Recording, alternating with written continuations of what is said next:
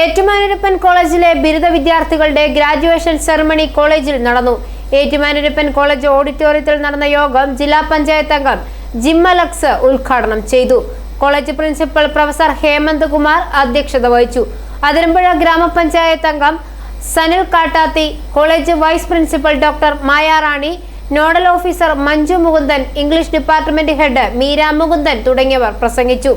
ഈ മുകേഷും സിദ്ദീഖും അശോകനും നേടിയതുപോലെയുള്ള പല രീതിയിലുള്ള സ്കിൽസ്, ഈ സ്കിൽസിന്റെ ഇമ്പോർട്ടൻസ്, ആ സ്കിൽസ് അക്വയർ ചെയ്യാനായിട്ട് നിങ്ങൾ ചെയ്യേണ്ട അഭ്യാസം, പുസ്തകം നന്നായി പഠിക്കുക, അതല്ലെങ്കിൽ കമ്പ്യൂട്ടേഴ്സ് യൂസ് ചെയ്താണ് പഠിക്കേണ്ടത് അത് ചെയ്യുക.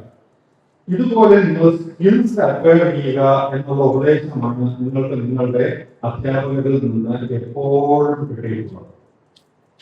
ഇനി നിങ്ങളൊരു കോഴ്സ് പഠിക്കാൻ പോകുന്നുണ്ടെങ്കിൽ തീർച്ചയായിട്ടും അത് തന്നെ കണ്ടിന്യൂ ചെയ്യരുതെന്നാണ് ഞാൻ പറയുന്നത്. ഞാൻ പറഞ്ഞല്ലോ, നിങ്ങൾക്ക് അധ്യാപകർ തന്ന ഉപദേശം തെറ്റാണെന്നല്ല ഞാൻ പറയുന്നത്.